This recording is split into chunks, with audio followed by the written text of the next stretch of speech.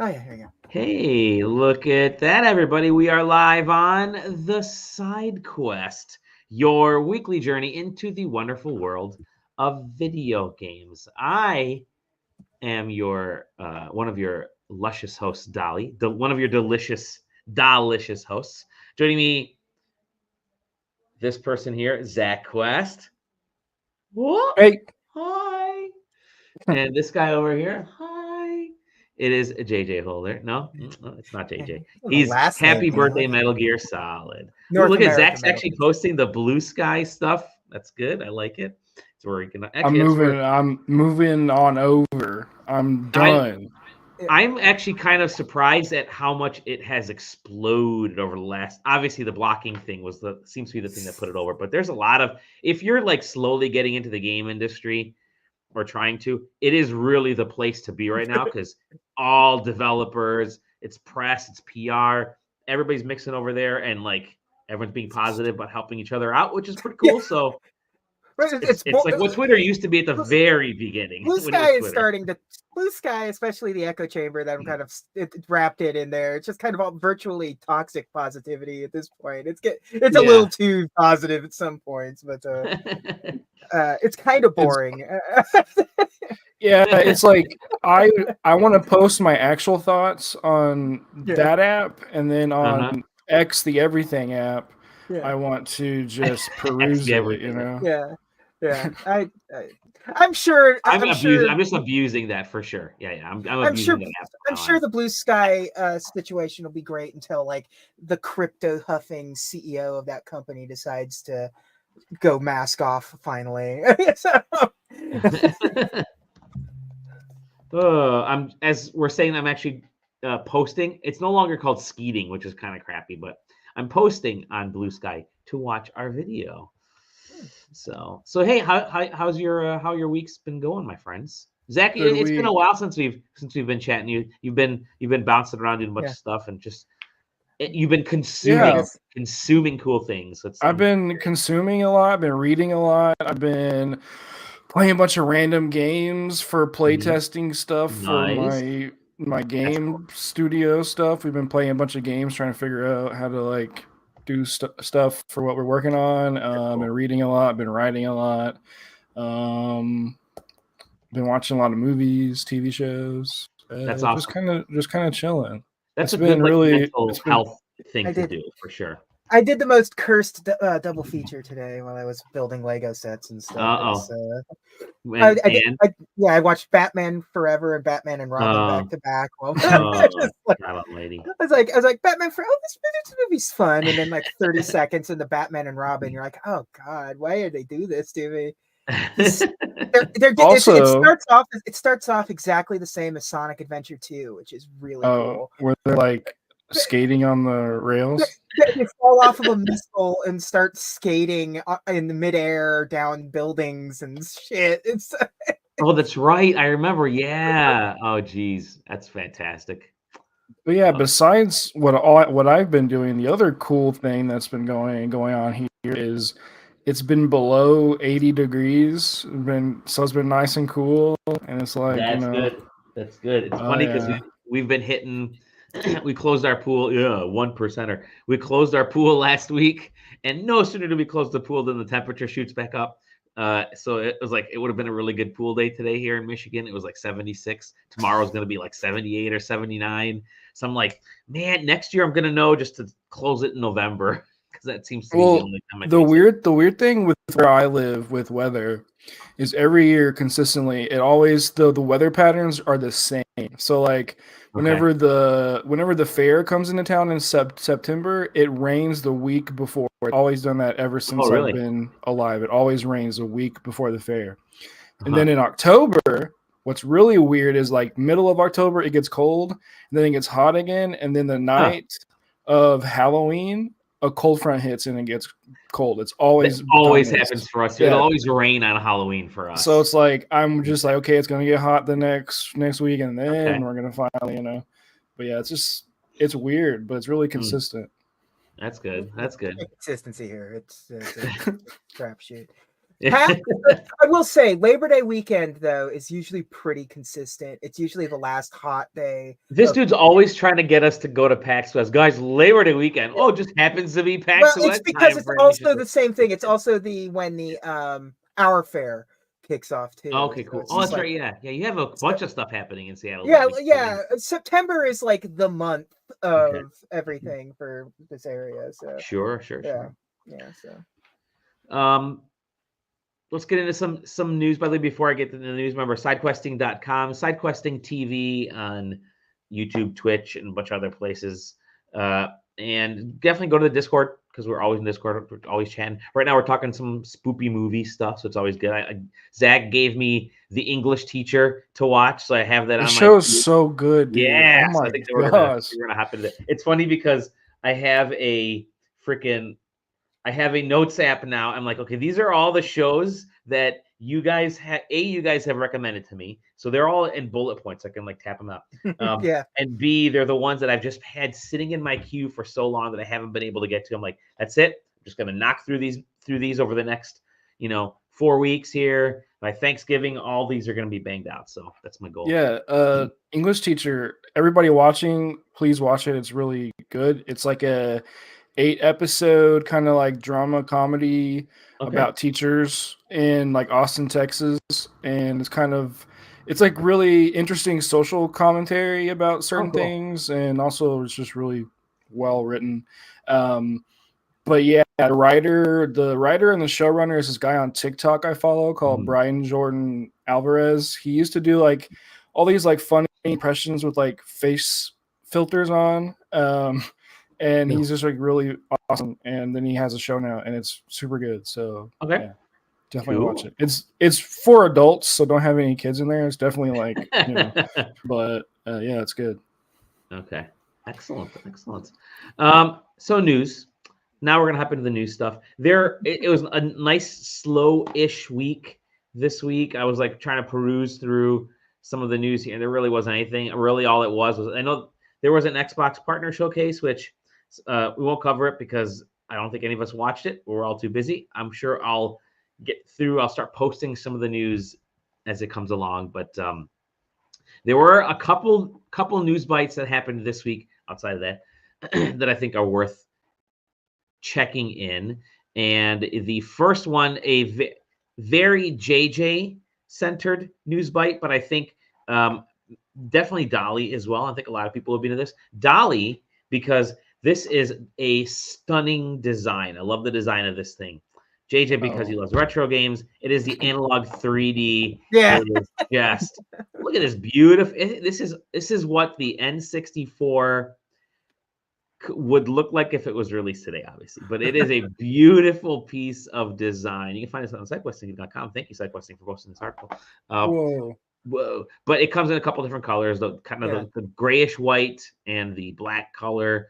But man, it's just a gorgeous piece. It's got the 4 controllers in there. Also, Bluetooth controllers are possible. You can connect. It's got the reset and power. It's just so cool. Yeah, it's surprisingly cheap for an NT analog console. $250. $250. Like that's really cheap. Yeah. Especially because the Super NT and the Mega NT were all like pushing like $350 and stuff. And spits out to 4K. Yeah. It has. I don't know if I give a shit about it spitting out the 4K. Yeah. I don't know. Like that does nothing for. I got like my Nintendo 64. Controller. I got one of those adapters, like the high end adapters on my N64 that spits out into 480p, which is that's the upper limit I feel I need the N64. I don't need it putting it out in widescreen. I don't need any bells and whistles. This is cool for because if you bought a Nintendo 64 in that adapter, it's going to cost the same thing as this. Sure. Might as well just buy it because that adapter is like $150. Yeah. An N64 these days is going for over $100. So it's totally worth. Yeah. It's totally worth going because every game works. From NTSC, PAL, Japanese games, they all work, which is fantastic. It's got its own like OS, the Analog 3D OS. It's got the updated operating system. SD card slot for Yeah. the backup versions that you Yeah. might have. So I wonder how it actually works. Like I can't wait to see how it actually works, because like when you emulate an N64 game and you like upscale it to like even 720p, like things get messy. Like you can see between you can see between the seams of like polygons and stuff. So I'm really curious to see how they actually execute this, if it'll be like good. So it's interesting. I'm a big Analogue does some good stuff. I think their handheld stuff is second to none, more than anything. The console stuff is sort of solving a problem that's not really a problem. Like these high-end consoles are super weird to me, but like I get like with FPGA, all that stuff, like it's cool, but I don't. Yeah, I don't know. I like the controller. I mean, I basically already have that controller. Sure. But by Retro Fighters, but it's same layout, but it's a good controller. Oh, dude, yeah, that controller looks sick. Right? Yeah. I mean, like I said, the layout of the Retro Fighters one that I have is very similar to this. It's got the same button layout where but it's a little I think this one's probably a little better designed in terms of sort of form factor at least, but I like this. I might just grab this controller. It's 8-bit do, so I was about to ask. I was like, that's the same logo on my controller right here. Yeah. It's 8-bit do. It's clear. It's the same sort of body style as that wireless one with the cradle that they sell. Right. So it's not that different from that. I would much rather use this on my. This is also Switch compatible. This controller. So I'd much rather use this than the N64 controller that Nintendo has. A cool thing about the one that Retro Fighters one that I have is that it connects to the Nintendo 64, but recognizes it as the Nintendo 64 controller. Yeah, sweet. Like the official Nintendo one. So when you set it up, it like knows that you're using a Nintendo 64 controller. Okay. So when you go into the thing, when you go into the shop, where the Nintendo Switch Online, it like has all. If you connect one of Nintendo's fancy controllers, you get special sound effects. Okay. I don't know if you've ever noticed that. No, I haven't. Like if you ever use the NES controller or the SNES ones or the Nintendo 64 ones, when you boot up the Switch Online things, the sound effects are different. Oh, cool. It's a goofy touch, but it's a very Nintendo touch. Cool. Yeah. Good to know. I wonder if they'll ever make a GameCube controller like this. That'd be awesome. All right. I just want it for the stick. Like, I don't care about anything else. Especially since they support GameCube controllers on that thing. Yes. Like through that USB thing. You'd think they would just make a wireless one, first party wireless one specifically for this thing by now. That's a Switch 2. It's like everybody's waiting for the Switch 2. Eventually we'll get there. So anyway, we're almost at the end of October, and what was it, the Switch, the original Switch was announced like yesterday. Exactly 8 years ago yesterday. So so anyways, Analogue, it's pre-orders are just started, and I think it arrives soon too. It will. Yeah, they typically don't put things up for pre-order without having them in hand. That's sort of an Analogue's thing. It will sell out, and you will have to deal with that if you really want one. But cool. Yeah, good. I saw a lot of people were excited about this. I'd get the black one. You would? Really? I'd get the white one just because I love white consoles. It's just that it looks like the Nintendo 64 when it's I'm hoping that they do the handheld, the Analogue Pocket thing where they do the fantastic colors. That would be cool. Yeah, like I want to get the one with the big Pikachu face on it. Like, give me that big Pikachu face. There's a couple other news bites that I did want to hop into. We were talking a little bit about this in the pre-show, but JJ played Silent Hill 2 and just raving how wonderful Bloober Team is. Well, guess what? They said, okay, we made some shitty games before, but we can involve. We promise you. We promise you we're going to make good games from now on. Totally. Cross our hearts. Yeah. So ahead, the Zach. Yeah, scary. This is what I think it actually is. I think it's because they had something to just copy from. Like they could be like Silent Hill 2 original. Oh, we do this. Okay. Yeah. We're gonna take this and we're gonna do it now. And that's what they did. They just copied. They just kind of like copied. And So I think like with a if they lot, don't have anything to copy, what's it gonna, I also I don't think, know. even on the copying part of things, I think having other people so far up their ass while making this game, like you read some of the stuff, there were a lot of people directing them as to what to do and what works and what doesn't. Like they need to have somebody to tell them, no, this doesn't work. They need to be a team for hire. Clearly. They had a huge list of consultants. Yeah. And not like any like diversity or anything consultants, like just straight up like these people know horror. Let's ask them questions, consultants. And that's kind of scary to think. I mean, scary, but it's really kind of mind-boggling to think that they're just kind of like, what do we do? Oh no! So they got their next big game announced at the Xbox Partner Showcase. Yeah, so it's true. We'll see if they learned. We'll see if they learned anything from the experience. Let's hope. I mean, I would love more cool Silent Hill type games. Like they're but more big budget, AA, AAA horror would be great. Most of it's indie horror, and I'm not like complaining too much about that, but there is a level of fidelity that gets lost when it's indie horror that I would like to sort of see make its way into. That's why Silent Hill is great. It takes advantage of some crazy fidelity and sound design and things because it had the budget for it. Like, I'm playing some independent horror stuff right now, and they're great games, but like I do wish there was also there's room for bigger, higher fidelity games too. So speaking of room, I wish they would just go remake the other ones. Yeah. Please. Yeah. Like, I would kill for a remake of 4, man. I would kill for a remake of 4, 3, and 1. So all of the main line. All the main. So the thing that's cool about 4, 3, and 1 is they're all connected story. Okay. 2 has nothing to do with the rest of the series. Period. So it was so weird because, like, at the time when 1 came out, 1 was this crazy cult storyline with everything, and then 2 comes out, and it's like, no, this takes place in a different part of Silent Hill and has absolutely jack shit to do with the previous game. Like, there's no reoccurring anything, and then 3 and 4. 3 is like, hey, the cult's back. It's like, what? Why are we doing Wait a minute. this? Yeah. Cool.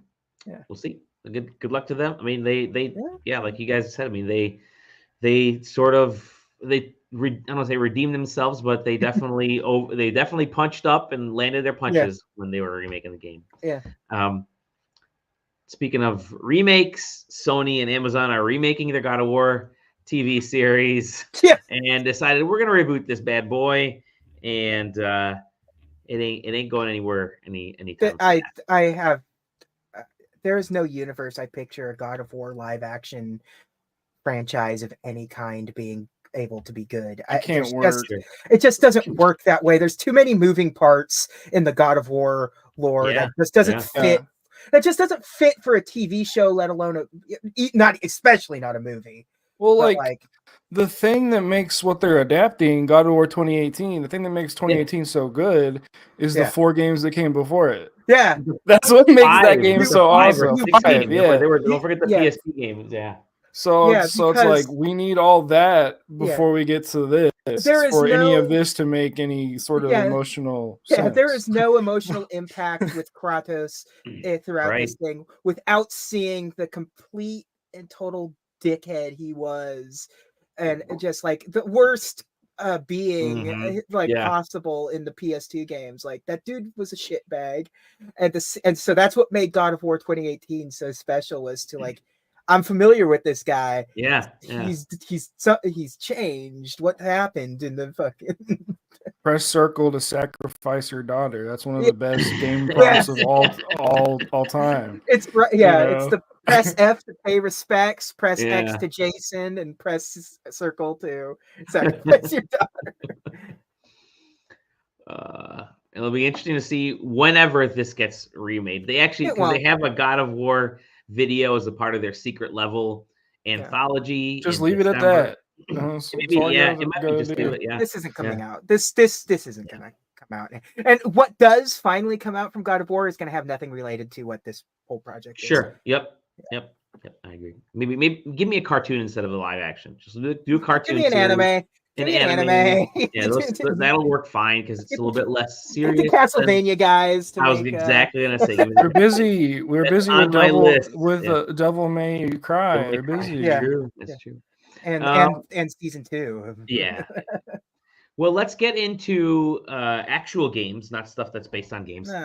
Stuff that we've been playing. And you guys have a ton of stuff that you have been playing. But and here's the funny thing. So these dudes, both of these guys are fantastic individuals. And whenever there are codes coming in, they're willing to like stand in front and take the bullets. They're like, I'll take it.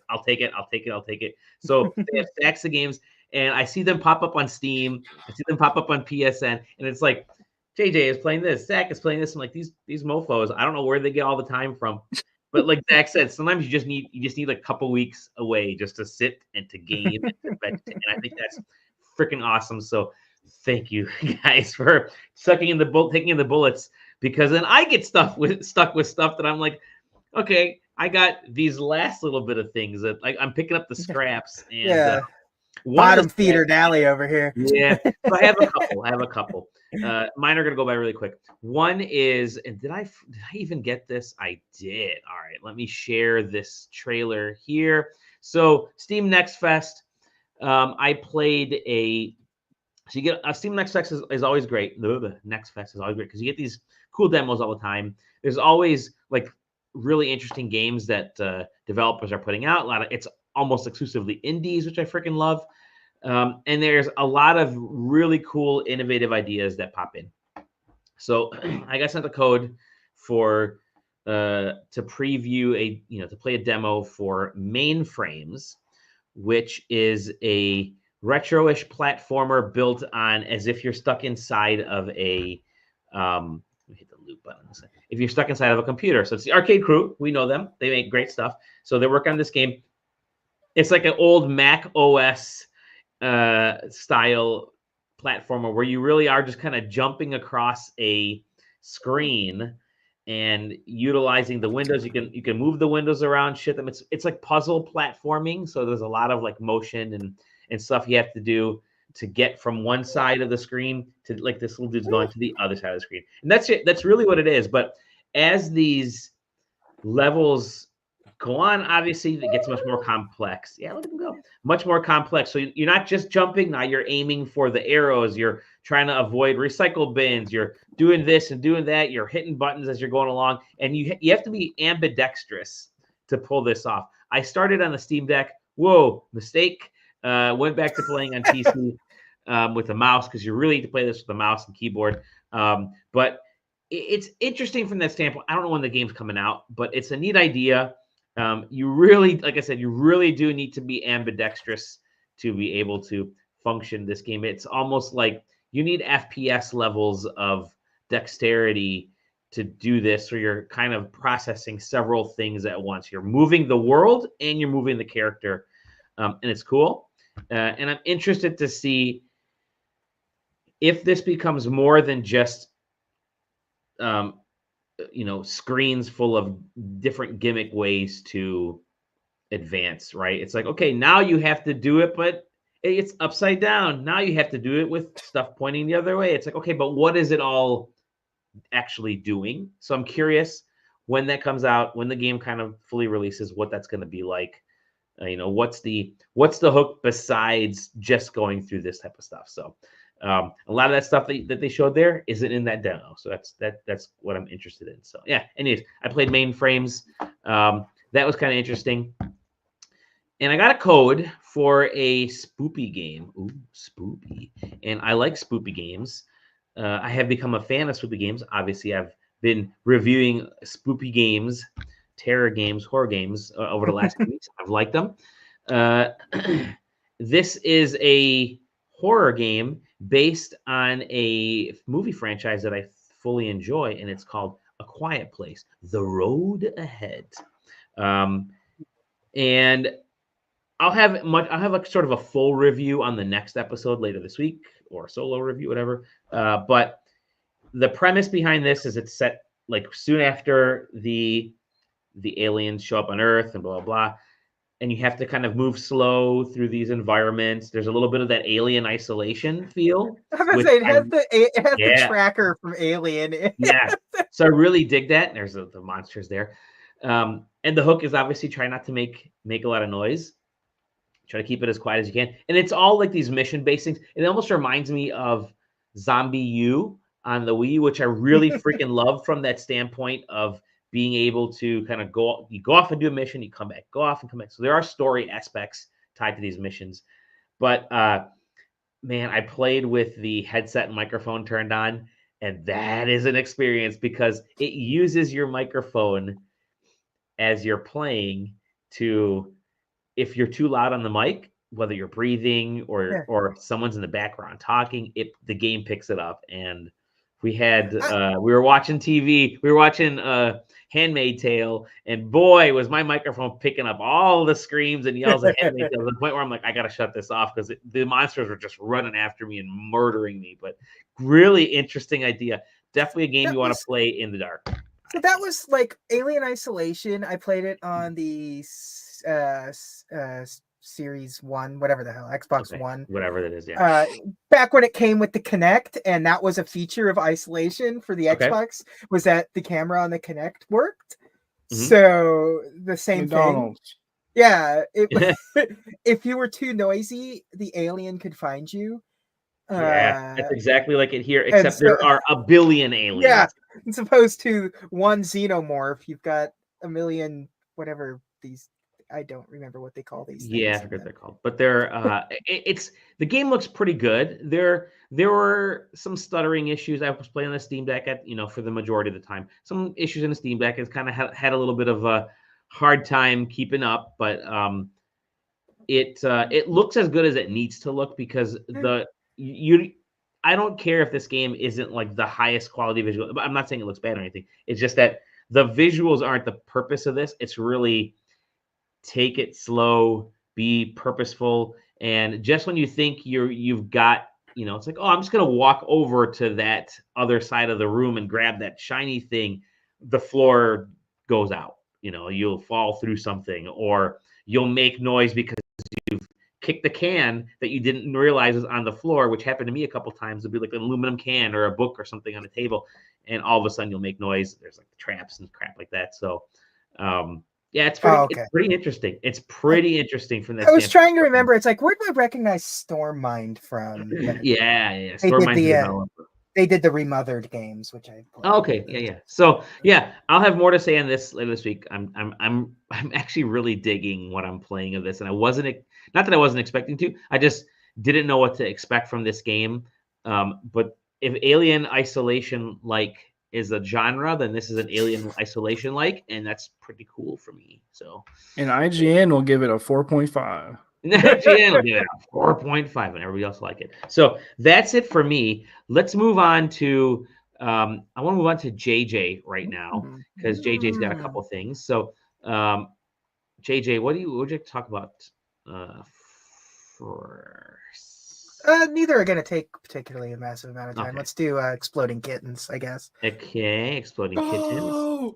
I know, it's a terrifying Explode. Anyone that's Exploding Kittens, yeah. Yeah, another Saber. They love us. Mm-hmm. Saber's everywhere, dude. Yeah. So for those that don't know, Exploding Kittens is a card game created by The Oatmeal, who was like peak 2010 internet humor comics. The narwhal bacons at midnight, brother. Yeah, it's exactly like that. So it's a fun enough game. It's kind of a Russian roulette style game, like card game. there is a bomb, and one of the kittens has a bomb, and you have different tools that you draw out of your decks and stuff to like, you want to defuse the bomb or pass the bomb or skip the bomb. There's a billion different ways that you can sort of handle that. So when it got the code for VR, and I'm like, I don't know, I guess a VR card game sounds boring. I don't know, man. It's a card game. How do you do that? And credit where credit is due, they took the concept of the game and made it like prop based. It's actually kind of neat the way they adapted this game, because it's not all of this function of the cards and everything is present, but everything's sort of redesigned as a prop. Like, you'll see pictures of the cards when you play certain things, but that's not really what you're doing. You'll see you have like, you're shuffling. It's a gotcha game. They turned it into a gotcha game in a way. Oh, wow. One of those capsules is the kitten. So like, you push the button on top of the thing, it spits out a capsule. The capsule will get you stuff, other cards, other tools, collectibles that if you collect enough of them, you can use it to do it, to force your opponent to do something kind of stuff. It's still Russian roulette. It still functions exactly the same, but just having like these props where it's like, you get the snippers and you have to snip the bomb to defuse it because you have the diffuser, or you have, a sticky hand that lets you grab a random card out of your opponent's hand because that's what you drew. It's online, so you're just sitting at a table with a bunch of people playing these games. You can play against AI if you wanted to. It's all. So are all those tables like just different groups of people playing? Not like. What you see there is just sort of the hub that you like go up to, and there's different. The hub is interactive. You can go around. You can see, you shoot basketball. You can mess around with stuff. But then you go through the lobby door and you like pick at the table you want to sit at, and then the people will sit around the table, and you all have your avatar and you're looking at each other. It has different security settings. So if you want to have like I don't want them to hear me, and I never want to hear them, you can do that, but you can have different like active mic, inactive mics, listen to stuff. So there's a lot of like, they know how people can be online, and they kind of give you various options to deal with that. It's fun. It's a fun little VR game. It works like it only works in VR because they made it sort of this sort of prop based as opposed to card based, and that was a smart move, and it's all really well designed. I swear one of the voices in it is Oni. There's a character that sounds exactly like Oni. Oh, really? At times in there, and every time it pops up, I'm like, I don't care enough to look up in the credits, but in my mind, it seems like this would be the kind of thing he would. So what seems cool to me, just from watching this trailer, is they seem to really understand like what makes VR game like VR in general like cool. Like it has these like social hubs and little things you can do with your friends and just like or other people. Like they seem to like understand that people just like hanging out and like doing stuff and also playing games. So I think feels that's pretty. It feels a lot like they made their own version of Rec Room. Yeah. If you know that VR game. Game. I think Rec Room is cool, and so it's like Rec Room with the core of Exploding Kittens being playable in it. So it's like you can mess around. It is you can get like online with people wandering about and stuff. You can see right here. You don't have to. You can just walk into certain lobbies and just walk up to a table or whatever and just pick the table you want to be at. It really is sort of expandable as to how interactive you want this game to be with other people. So it's cool. They really made it scalable. And the game's fun. I mean, like, it is a fun game. They're quick games. You don't have to worry too much about it. And I like things where I like games where you have to hit buttons in VR. It's always satisfying. I like that everybody's watching you do stuff. That's actually kind of cool. Yeah. And it's 1-to-1. So like how those people are looking around the table is how it's like you can like even if you have stuff turned off, like no interaction, you can like pantomime taunting people and stuff, and just like unfazingly staring at them or something, make them uneasy. Cool. But yeah, no, I like it. They did a really good job at adapting something for VR. Like it's not just we made poker, like so many things are. VR stuff is really stale in a lot of ways because it's all kind of the same.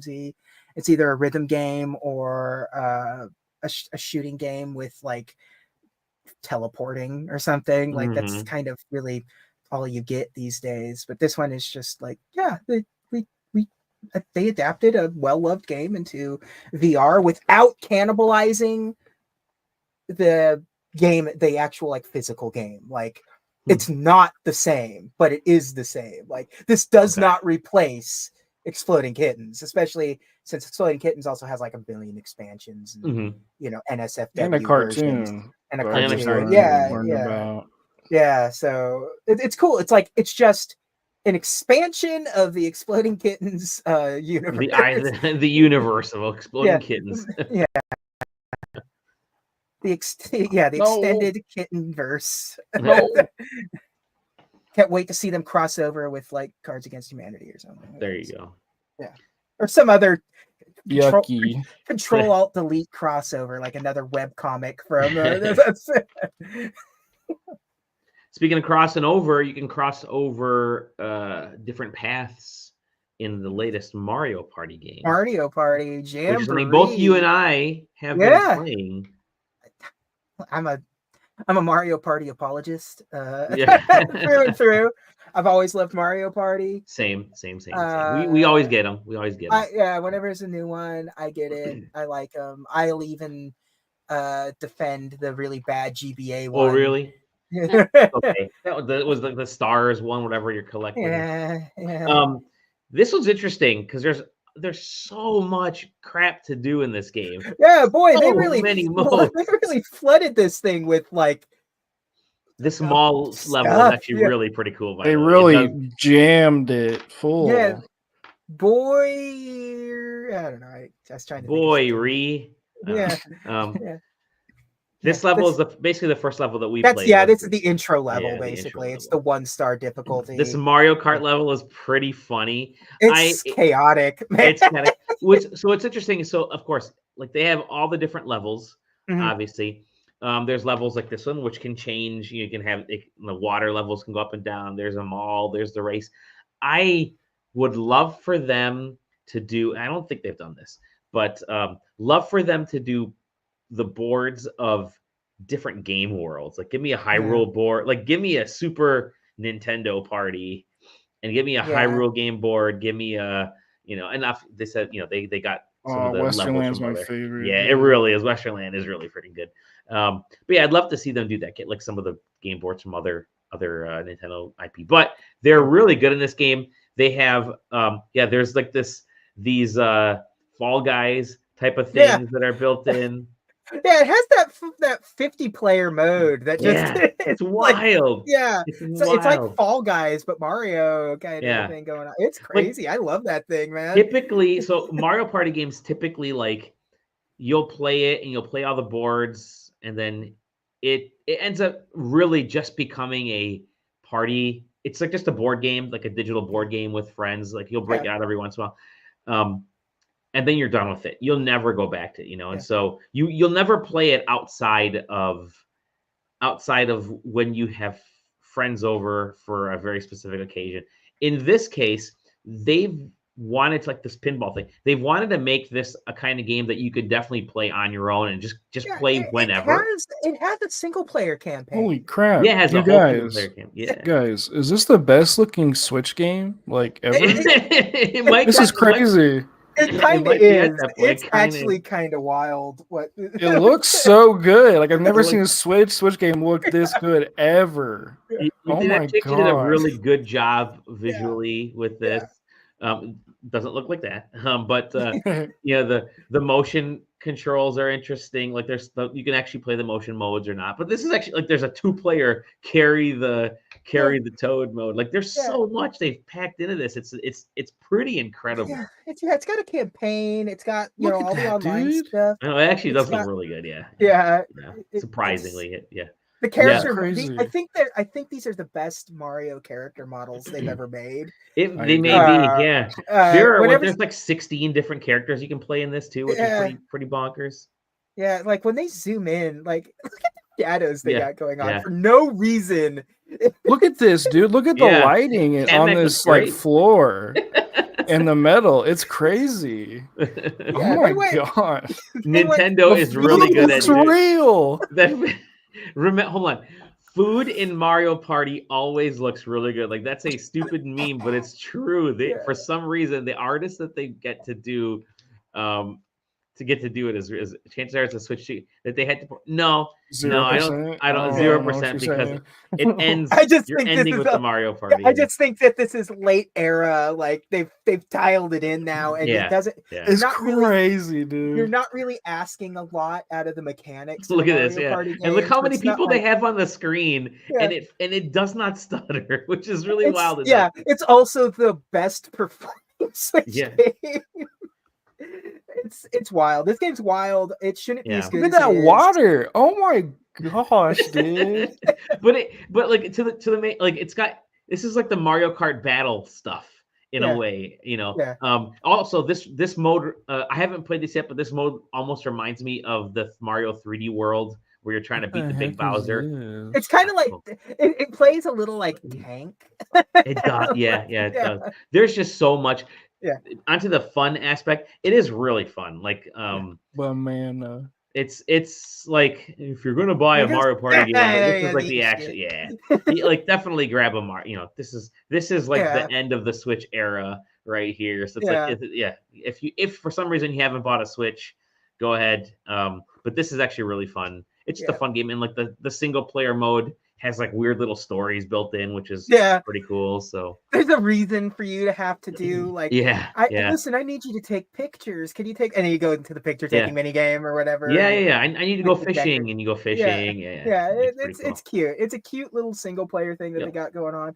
But it's like it's got online modes that are specific to just like this is an online mode. There's no like it's not because playing Mario Party online is a test of patience. It was it was like pulling teeth for the first 2 Switch games to get them to get it online. Well, that's the thing about Mario Party is like when you start it up and it's like even if you do 10 turns, it says like this is going to take about 90 minutes. That's a long time. It's a long time. Especially a long time to get like 4 random strangers online to stay connected, so they did a smart thing by making a bunch of like other modes that are sort of like the 50 player mode is like short and sweet. Like it's a they did a great job with this. I think I do like at the bottom there. You can almost see the. It shows sort of a timeline of who's it does that RPG kind of the tactics game. Time party. Like a tactics game where it just shows you like who's next in turn and then after them is the mid call and then after them is the mini game and then. It's cool. I like some of the items you can get in there too because like we were playing against.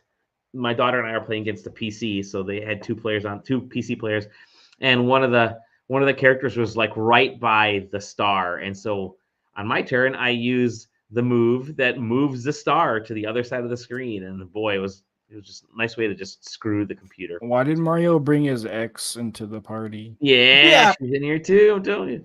But they did a great job with it. Yeah, you're right. Great models. Like look at that model for Mario. Like there's actually like fluid animation. And it's fun. What's really interesting to me, just from like an artistic view, is like the muted colors.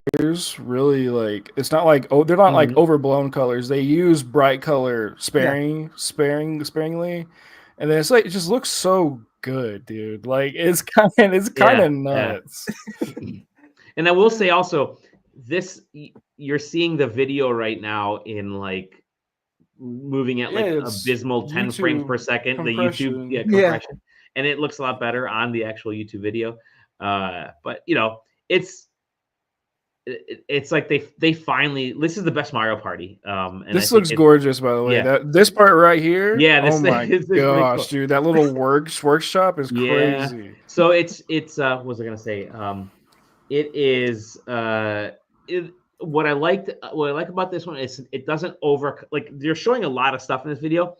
Actually playing the game is not overly complicated. Like in the previous Mario parties, they tried to shove that stupid car thing in there, or the way you do turns or whatever. No, if you want to play straight up Mario Party, there is the straight up classic Mario Party. That's the main mode, and the you move quickly around the board, and it's just basic S Mario Party with really cool mini games and a couple fun things you can do along the way. And you get to choose if you want motion controls or not. If you want to exclude those games, using tilt controls. They let you decide before you even start the round if you want. Do you want us to turn off the Joy-Con?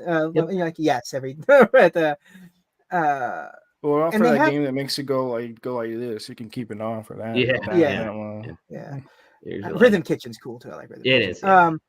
But I don't know. It just it has that pro mode too, or whatever the hell they call it. Like after you play through like the first game, you unlock like a advanced mode that you can play on. I haven't checked that. Yeah. Okay, I'll check it out. But it's fun. It's good. Good. All right, now we move on to Zach. Zach, my friend, you have been playing so much, so many wonderful experiences, and we're gonna blast through these as we can. Lightning round. Let's talk about this game here. I know you like RPGs, and we all like RPGs, and so you're a Ys fan. I am actually. I'm actually an Ys fan, and I replayed picked up the original. Was it the PC Engine ones on the Switch? The retro egg console stuff. I loved Ys on was it the Super NES or NES? I forget which one it was in the US first. The Ys games there with Abel. I love playing those. I go way back, and I kind of fell off just because I haven't had Final Fantasy, Dragon Quest, Legend of Dragoon, Baten Kaitos took over, and now Ys has worked its way back into our psyche. There you go. It never went away. Many will say it never went away, and it didn't. It did not go away. Don't call it a comeback. I've been here for years. But now I think the games have, because it's stuck around and really stayed sort of true to what it was in a way. The games have come back. And you've been playing Ys 10 Nordics, which came out last year, I think, right? Originally on PC. No, I thought it was on PC like last year or something. I thought Ys 9 came out like. Oh, okay. Well, anyways, Ys 10 Nordics. Tell me about it. So, there's some more background for this. Is the studio that makes these games is a Nisa Nipponichi. Wait, no, it's not Nisa. It's the wrong studio. Hold on, I'm drawing a blank. I'm making myself look bad. Hold on. He's waiting for it to actually. It's a Nihon Falcon. It's a studio that does the Trails series, so like the Trails in the Sky series, like really successful and loved JRPG series. It's the same team. So like it was released last year in Japan. Now it's making its way west. That's what it was. I'm sorry. Continue. Yes. So what is really interesting about this team to me is it's like 50 people. I'm not even joking. 50 people, and they make a game every single year. So there is a Trails in the Sky series entry, and then the next year's East series, and the next year's a Trails in the Sky series, and then keep pumping these games out like crazy. The East series is notoriously known for having like million-page long scripts, like huge, massive stories that I don't know.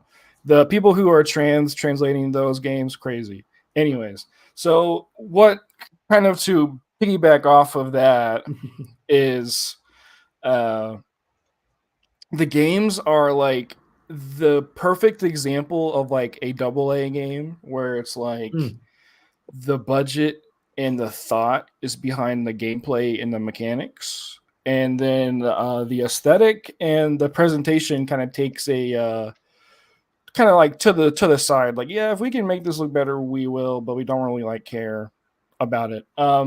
So yeah, so what is cool about East for people who don't know is the East games have been going for like 30 years. They're constantly evolving and changing, kind of adapting their gameplay style, which is pretty much like hectic battles that revolve kind of around one person. So it's like kind of like it's more so a bullet time, kind of like bullet hell kind of gameplay style. And it just has been evolving over time. But what's cool about it to me is Adol is a character that Adol, so it's not Abel. Adol, yeah, sorry. You like he's the main character. So like each game is him. It's his story. It's like it's him telling a story about his life, you know. And they're kind of told out of order. So this game is technically the game after East 2. So this is like and the way you can tell is Ancient he'll tell you East vanished.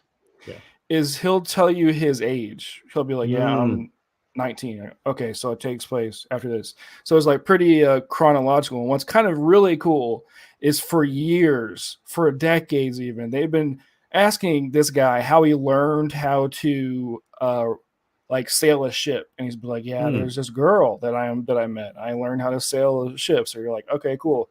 This is the game where you get to finally see how he learns to sail his ship. It's like, whoa, oh my god. So what's really cool about this game is it takes the gameplay of like East 9 and 8, which is like kind of party focused battles, but it kind of focuses it on two characters. So you're like linked with this other chick, and basically you're fighting things. But what's really cool is you're restricted by mana, so you are kind of actively switching between both characters. So like one character is really feisty and fast, and one character is kind of slow and can stagger. So you're kind of switching between, and you're using skills and using up your mana and swapping between back and forth.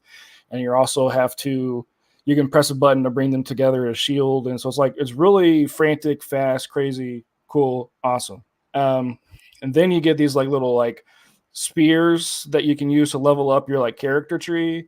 And if you use like 5 of the same color, you can get certain increases. So there's a yellow one for like stamina, a green one. Like yellow one for stamina, red one for attack, and blue one for defense. So if you stack those inside your tree in like a certain sector, you can level up certain things. Lots of cool ways to like kind of customize your characters and how you want to play the game. Really, really awesome. I still prefer the old style of the games where you're bumping into things and you're killing stuff. I think that style is awesome. But this new way of you having to actually use your eyes and like jump around and like use a 3D space is really cool. And this game actually, what I really like about the East 3D titles is they require you to actually use your brain whenever you're fighting things. Like you have to block, you have to parry, you have to use mechanics that they've taught you. Like there's a boss fight where they teach you like this right here, where you can make ice. They teach you, you can make ice in water. So you can use this as a platform. Like, okay, cool. And then you fight a boss and he's able to electrify the water. If you don't do it, you get killed like almost in like 2 hits, right? So it's like, it's a really cool way for them to be like, you remember that thing we just said? Here it is. And the game is constantly kind of building on those introductions of like walls. Like, hey, here's this wall. Here's how you do it. You better do it this way. And it's like really fun to have these kind of like hurdles to like hit and attack and then go over. And yeah, it's awesome. If you like East, you're going to like this. This is kind of what it is. If you don't like East, this would probably be a good game to jump into. Okay. Don't let the bad, like there's some really baffling cutscene choices and things. You're just like, what the fuck is this? But it's like, you know, you got to remember there's 50 dudes stuck in the closet trying to make, you know, amazing games. So But yeah, I highly recommend this game. It's awesome. It's cool. Um, the subreddit for this game is going crazy. Yeah. So yeah, it's more East. It's not as high quality as East 8, but it's better than East 9. So Okay. if you know what I'm saying, If those words mean something to you. yeah, but it's really awesome. And East 9 and 8, I think, are free in the PlayStation like catalog. So if you're ever curious about what like a modern East game is, play that. If you want to play a classic East game, East 1 and 2 on Steam are awesome. East Origins is on the Switch. I think East 1 and 2 are as well. Yes, yep, they are. Yeah. Yeah, East Origins is really sick. That game's awesome. How is And it? East That one's One's- like that's like it's sort of set up as the earliest. Is that what? Yeah, it's the origins. The origin of the yeah. There's like these angel characters the angel in stuff, East 1 and 2. It's you get introduced to them with the big tower that you kind of see in the second game, the first game. It's like what 700 years ahead of time or something like that. Yeah. Yeah, East 1 and 2, top 5 favorite games ever. Yeah. Period. I love those games. Like the old classic version of East? No, the remake that they did a couple years ago, where it's like it's still like pixelated, like top down, all that. But the way they do progression, I think, is what makes them so interesting. And the modern East games still do progression the same way, where it's like you have an area and you're able to grind for the weapons that you want, and then in that area it becomes easier. Then you hit the next area and you're like, oh, it's harder now. Let me get what I need, get the stuff, boom. And you find everything you need in that area. So you keep kind of like scaling with the world around you instead of being like, I got to grind for money and go back and get stuff. It's like the world kind of gives you what you need as you keep kind of going through. Sure. And the East games, all of them kind of do that scaling really well. So it's really cool to see kind of how the DNA of that game has grown, for better or for worse. Cool. But yeah, cool. I really like the game a lot. So there. I've never played an East game. Oh, they're good, dude. They're good. They're so good. Mm-hmm. I asked in the Discord a while ago where I should begin, and I bought them. I just haven't gotten around to them yet. Dude, yeah, East 1 and 2, what is awesome about them is there's no button to like attack. You run into things. Yeah. And it's so sick. It's really awesome. Yeah, those are the ones that were remade for like Super Famicom or something. That's what. Yeah, those games, dude. Oh and my like as gosh. a combo, they were remade as a combo. Yeah, because they do kind of East 2 picks up like right after East 1 anyway. So yeah, okay. And all the music's done by an in-house band, so it's like that's so cool. It's so sick. These games are awesome. They are. But the bump combat in East 1 and 2 is so wild. Like, bump into things, and then you have to like move around and keep running in. That's so sick, dude. Yeah. Oh my gosh. Yeah. Speaking of RPGs, you've been playing other RPGs, and you've been playing I'm not going to say it. You're the type of persona who can play an RPG and tell us all about it. And that RPG is here, Reynatis.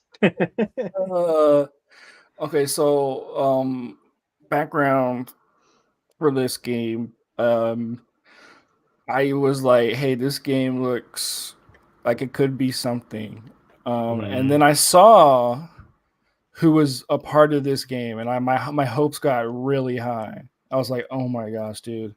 They got freaking Kazushige Nojima, the guy who wrote Final Fantasy VII and like Final Fantasy VIII Scenario Planner and like all these like things. I was like, oh my gosh, dude, he's a scenario planner for Kingdom Hearts. I was like, oh my gosh, this is awesome. And then they got the music by Yoko Shimomura, who Kingdom Hearts lady. Also, she did the music for Kingdom Hearts, also for Paper Mario and a bunch of awesome other stuff. I was like, these are, oh my gosh, everything's so cool. And then there's this studio who made the game called Furyu, I think. Let me scroll over. Yeah, Furyu Corporation. They have made a bunch of interesting video games. It's the nice way to put it. They've made Cry Machina. They made they made the Alliance Alive. They made Trinity Trigger. They made the Caligula Effect. They made Monarch.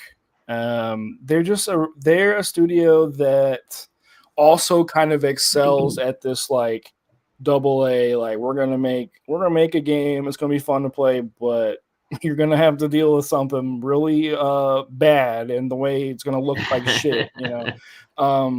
So yeah, this game is so weird. It's so hard to explain, but basically, the best way to describe the story is kind of like Harry Potter, maybe. It's a little bit of a good way, but like if you're a cop, but you're a cop, right? So there's two main characters. One character is a wizard, one character is a cop, and basically the cops hunt the wizards because they're not supposed to use magic. And so that kind of theme of like the dual kind of identity kind of like floods into the mechanics of the game and the story, blah blah blah.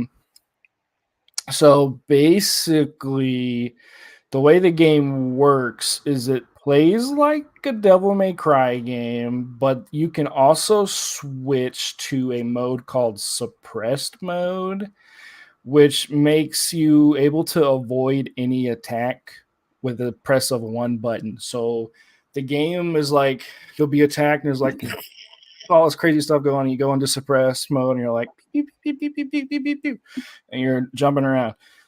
And then you have liberated mode, which you can like go crazy and you won't be able to defend. So you have to like time your little like, you know, your hits and your defenses and your offensive accordingly. So it's pretty fun to play, actually, but it is pretty rough to play at the same time. But I want to say it feels bad. It's just weird.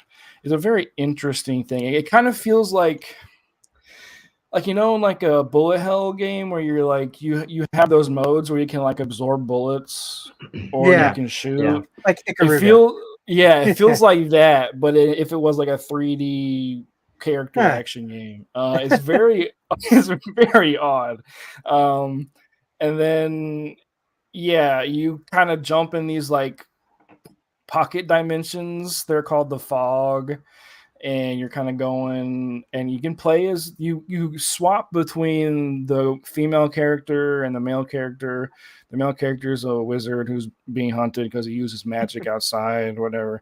And then the female character is a cop and she's hunting him down because he can't use magic outside, whatever. You know, it's very anime, very crazy, very like, it's like imagine, Kazushige Nojima just writing the stupidest thing you could think of right here, you know. It also has like life sim kind of stuff too in between. Yeah, it's weird, dude. But yeah, it's I don't know. I wouldn't want to make anybody play it, but it's definitely a game for people. Certain people. I don't know. It's like the best example of that mid tier game. You know?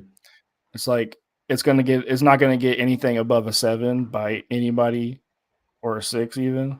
So yeah, it's very particularly aimed. Yeah. Okay. But the art style is pretty cool. The character designs are awesome. I don't know. The music's good. It's just like kind of a roughie. But yeah, it's fun to play. It's very unique. Just not what I was in the mood for at the time. No, I was gonna say it like it looks like the kind of game that there's a lot of expectation forward, and maybe the systems are a little too.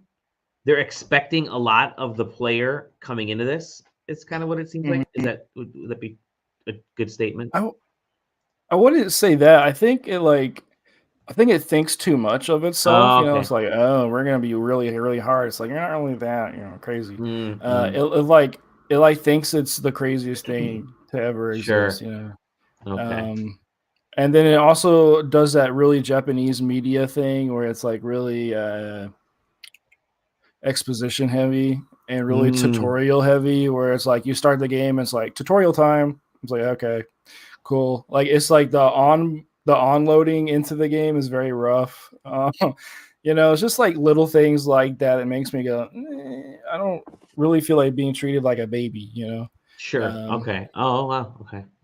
A lot of hand holding almost in a way. Yeah, it immediately is like it shows you a cutscene and it's like, hey, you're a cop, and also here's a tutorial. I'm gonna teach you. It's like, oh, okay, cool, thanks. I mean, the designs look good, but yeah. It's a very weird thing that these like mid-tier Japanese studios do. It's like all of them kind of do the same kind of thing where it's like, we don't have a lot of time to talk. We're gonna do the tutorial now, and then we're gonna go. That's just kind of I don't know. Very interesting. I will say, very interesting. The reviews on Steam are pretty positive, so it's kind of one of those like, you might like it. If you're gonna like it, you're gonna really like it. Yeah, that's so it seems like if you're really gonna like it, if you're gonna like it at all, you're really gonna love this game. You've been playing another. Let's go slowly start to shift. You've been playing speaking of stories, a game. I know where this is going. Yeah, you've been playing a game about a story. You've been playing a game about springs.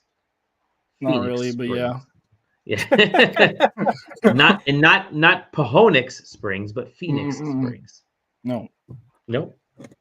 But yeah, Phoenix Springs is pretty freaking good. I think it's kind of it's an interesting game. I don't know what to say without spoiling it, but it has this like halfway point you get to where it's like, oh, this is a different game now, which could be a turnoff for some people, but generally the game kind of markets itself as like a next generation adventure, like a point and click adventure game. So what it means by that is like, instead of it being like you kind of walking around, clicking on things, picking them up, is like you collect clues and items via words. So you have like a word bank kind of, and you use those words on things around you as you're walking around. And you use those in conversations. So you can talk about a certain thing, learn about a certain thing, and then if that becomes like a red herring or something that's not important, you'll lose that item, that word, to access going forward.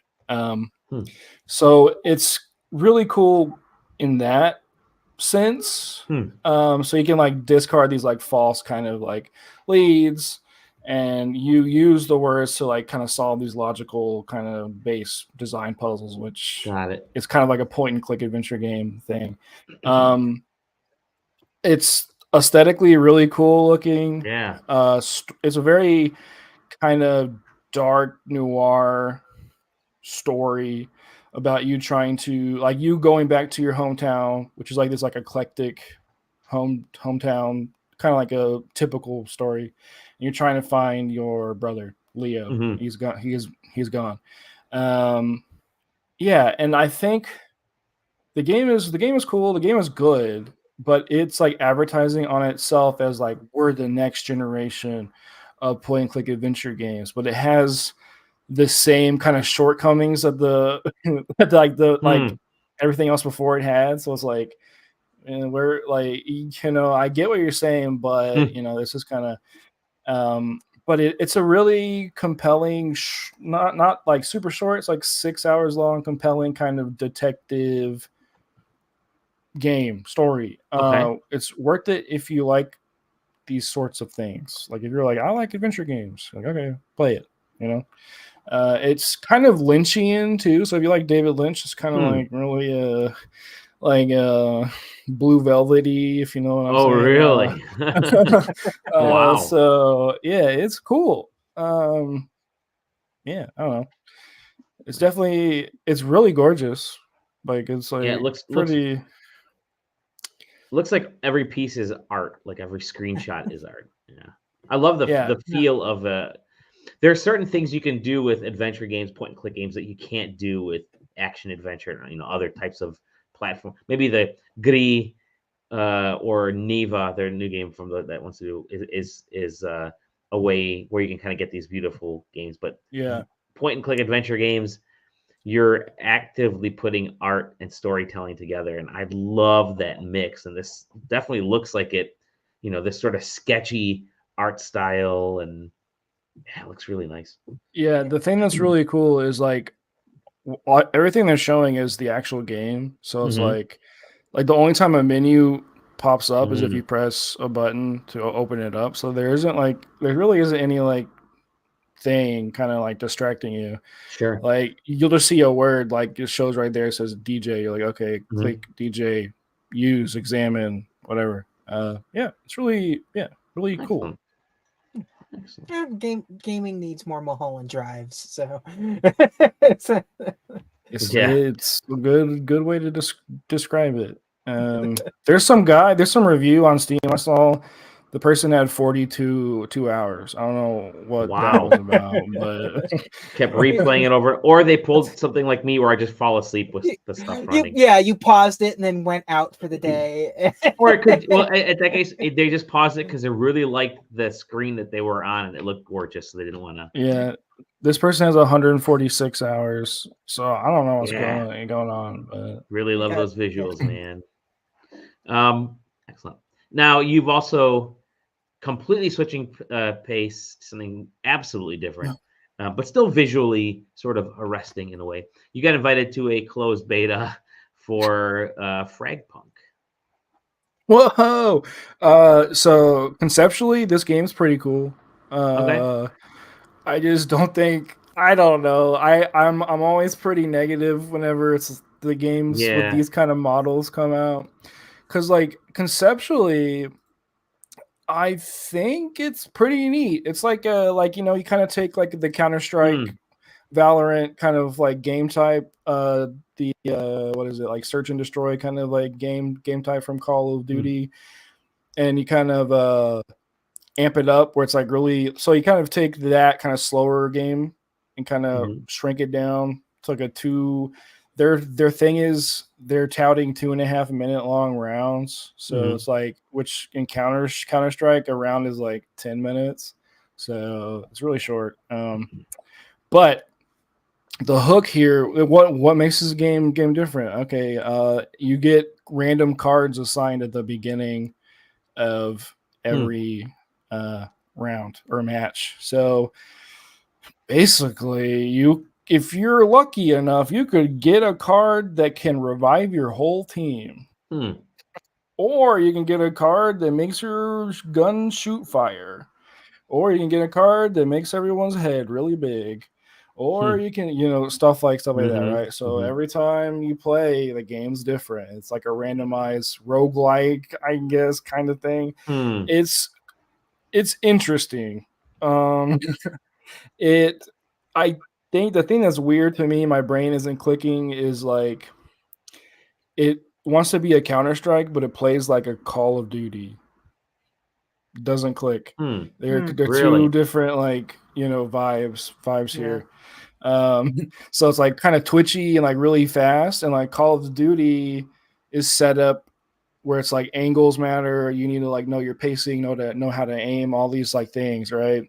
And this game is like the maps are set up that way where it's like, okay, angles here, and when you get shot and killed once, you're done for the round. So it's like, okay, one life sort of thing. Search and destroy in Call of Duty is like that, but not as methodical as like a Counter-Strike. And this game is very much like, it's very weird. It's a very really weird like combination of two things. I don't think that's bad. I just know for a fact it's not going to last because it's just kind of how these games come out. But it could have an audience because it's a Korean game and Asia could be, really loving it. I don't focus, know. Right. Start in the future. It has a bunch of tokens and stuff you can buy and season passes and character skins and characters have skills. I forgot people have skills and kits and all these different things they can do. There's a lot of stuff. It doesn't make any sense. It's like, are the cards like just, do you have a personal hand or are they just like the same? They're like just whatever. It just like how do the cards like are there unlocked cards? Can you buy cards? What's the deal with the cards? Yes, to everything you just said. So basically, in the mode where they use the cards, the like bomb is like the card holder essentially, and you at the beginning of your round, right? So you have like 5 rounds as the attacker, 5 rounds as the defense. You and your team get to vote on what cards are activated during your round, and you have mana essentially. As someone's like, you have 5 energy you can use, and these 3 cards have different things. You're like, okay, I really want my bullets to be on fire. I really want to be revived twice, whatever. But it makes it pretty one-sided, depending, So it's really RNG based, not skill based a lot of the time. It's really not good. Very interesting. It doesn't feel good. So it's like, I don't know. I don't get it. What is cool though, they have a cool mode called Duel, which is showing off right now. Duel is awesome. I like this game mode a lot. It's basically like a 5, so it's like 5v5. But it's just 1v1s. So you at the same time as everyone else on your team are going against everyone else on the other team, and they keep cycling you through until one side wins the most. Oh, okay. That's a clever team deathmatch. It's cool. It's like a Survivor Series type of thing in a way. That's kind of. I love team deathmatch, and it's kind of a lost art, but doing something interesting with it. So that's why I'm like, fun. It's like, oh, they got this thing that I like is really cool, and then you got this other one where it's like, it's clearly that this one is the focus, and right? This one's the focus, and the good one, and the good one is just like a little treat off to the side. It's weird. It's not a bad game. It feels good to play. It's like, it's not like I'm like, oh, this shooting sucks. It feels good. Like, it's just conceptually, it's kind of a failure at being a competitive game. Because competitive games are good because everyone has the same advantage, right? Everyone's like, this game, like, I suck and you suck. We're gonna suck together, right? But if it's like, hey, I suck, but I got this Exodia card at the beginning of my match, so I'm gonna win. It's like, okay, like it's kind of poopy. But here's the dueling game mode. It's awesome. Oh, wow. Cool. I do like the guitar gun. I was a big fan. The guitar gun was kind of cool. They stole that from Death Stranding 2. Yes, they did. So we're gonna have Kojima on the show to talk all about Death Stranding 2 on the next episode of this side. He doesn't seem happy about that game right now. He seems very angry. He's like, another day in the studio. Max hurting him. And, he really seems mad at his team.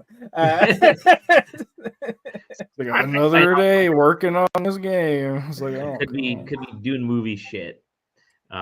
Gentlemen, thank you, my dudes, for a wunderbar evening on a nice Sunday night.